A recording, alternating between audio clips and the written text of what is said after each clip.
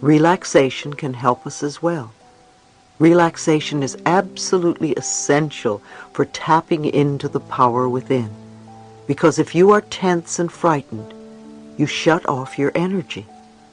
It only takes a few minutes a day to allow the body and the mind to let go and relax.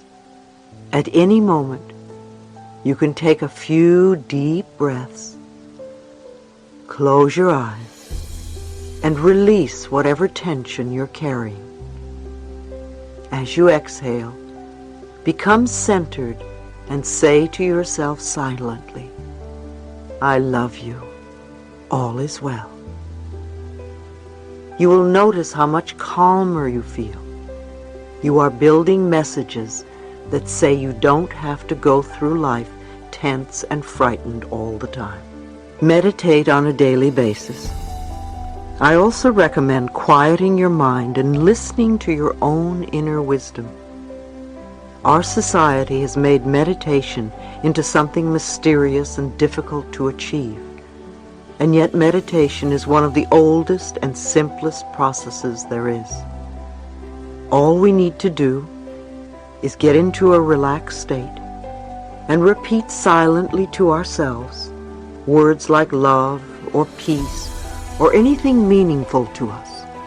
Om is an ancient sound that I often use at my workshops, and it seems to work very well. We could even repeat, "I love myself," or "I forgive myself," or "I am forgiven," and then just listen for a while. Some people think that if they meditate, they have to stop their minds from thinking. We really can't stop the mind, but we can slow down our thoughts and then just let them flow through. Some people sit with a pad and pencil and write down their negative thoughts because they seem to dissipate more easily. If we can get to a state where we are watching our thoughts float by, oh, there's a fear thought and some anger. Now there's a love thought. And now a disaster. There's an abandonment thought, a joy thought. And don't give these thoughts importance. Then we begin to use our tremendous power wisely. You can begin meditation anywhere and allow it to become a habit.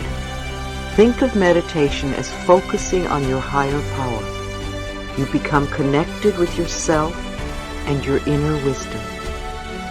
You can do it in whatever form you like. Some people go into a kind of meditation while they're jogging or walking. Again, don't make yourself wrong for doing it differently. I love to get on my knees in the garden and dig in the dirt. It's a great meditation for me. An excellent, easy-to-understand book on meditation is Minding the Body, Mending the Mind by Joan Borisenko. Visualize optimistic outcomes. Visualization is also very important, and there are many techniques you can use. Dr. Carl Symington, in his book Getting Well Again, recommends a lot of visualization techniques for people with cancer, and they often yield excellent results. With visualization, you create a clear, positive image that enhances your affirmation. Many of you have written to me about the kinds of visualizations you do along with your affirmations. The important thing to remember about visualizations is that they must be compatible with the kind of person you are. Otherwise, your visualizations will not work. For instance, a woman with cancer pictured the good killer cells in her body attacking the cancer and killing it.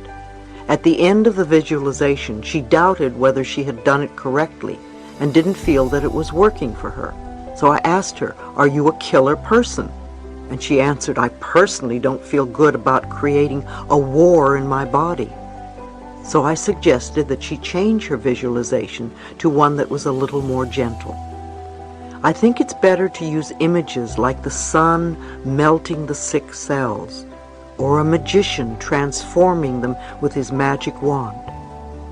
When I had my cancer, I use the visualization of cool, clear water washing the diseased cells out of my body.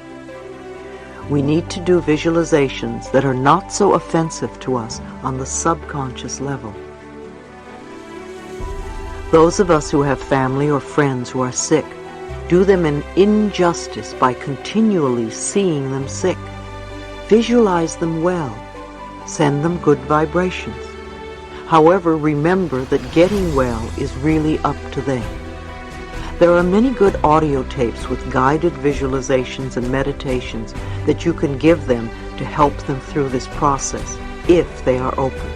If not, just send them love. Everyone can visualize. Describing your home, having a sexual fantasy, imagining what you would do to a person who hurt you, are all visualizations. It's amazing what the mind can do. Number 5. The next step is to praise yourself. Criticism breaks down the inner spirit, and praise builds it up. Acknowledge your power, your God self. We are all expressions of the infinite intelligence. When you berate yourself, you belittle the power that created you. Begin with the little things. Tell yourself that you are wonderful. If you do it once and then stop, it doesn't work. Keep at it, even if it's 1 minute at a time. And believe me, it does get easier. The next time you do something new or different, or something you are just learning and you're not too adept at, be there for yourself. It was a big thrill the first time I spoke at the Church of Religious Science in New York. I remember it very well. It was a Friday noon meeting. People wrote questions and put them in a basket for me, the speaker. I brought the basket to the podium and answered the questions and did a small treatment after each one. After I finished, I walked away from the podium and said to myself, "Louise, you were fantastic, considering this was the first time out. By the time you do this 6 times, you're going to be a pro." I didn't berate myself and say, "Oh, you forgot to say this or that." I didn't want to have the second time be something that would frighten me. If I beat myself up the first time, I would beat myself up the second time, and I would dread speaking in the end. And after a couple of hours, I thought of what I could change to improve. I never made myself wrong. I was very careful to praise myself and congratulate myself for being wonderful. And by the time I had conducted 6 meetings, I was a pro. I think we can apply this method in all areas of our lives. I continued speaking at the meetings for quite some time. It was wonderful training because it taught me how to think on my feet. Allow yourself to accept good, whether you think you deserve it or not. I've discussed how believing that we are not deserving is our unwillingness to accept good in our lives. It's what stops us from having what we want. How could we create anything good for ourselves if we think we don't deserve to have good? Think about the laws of deserving in your home.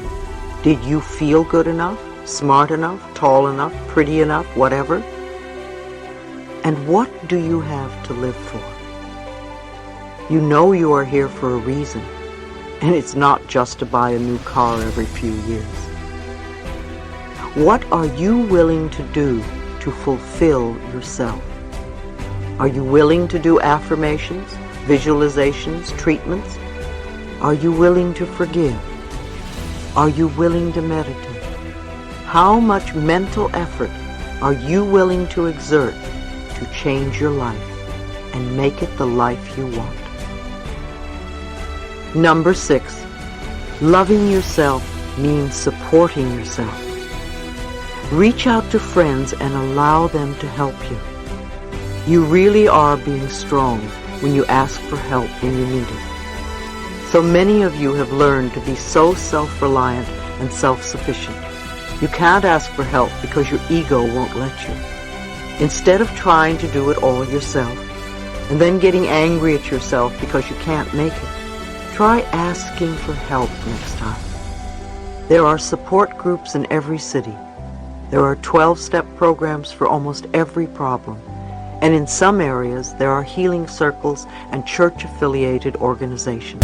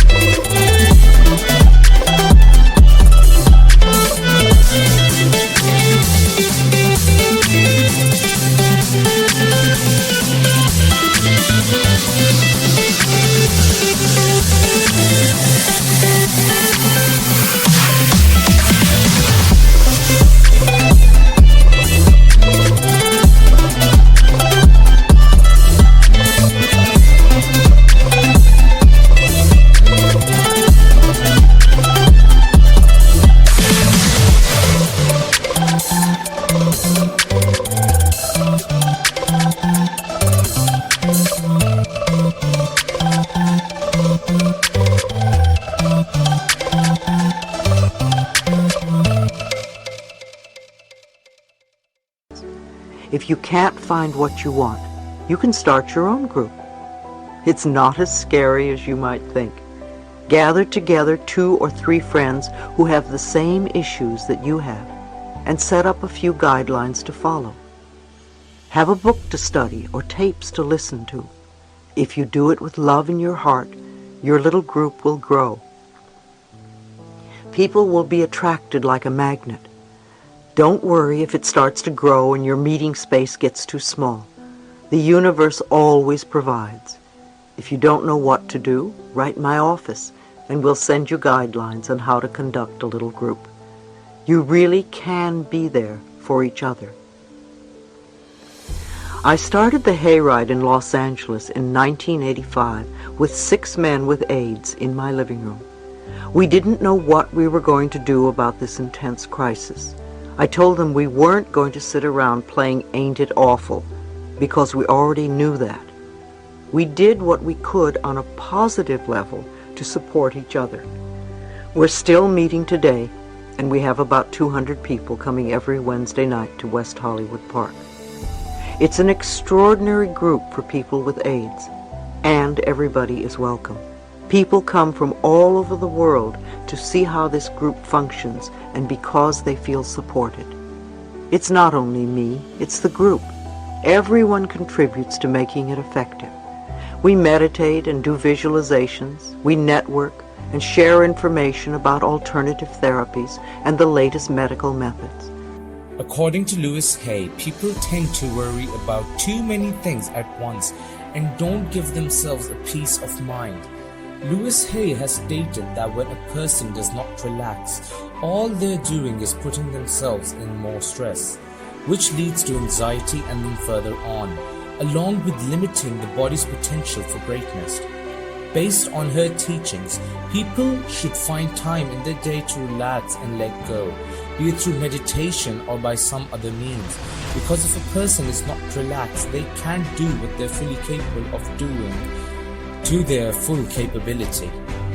Well, I hope you guys enjoyed the video and do make sure to share your thoughts with us in the comment section.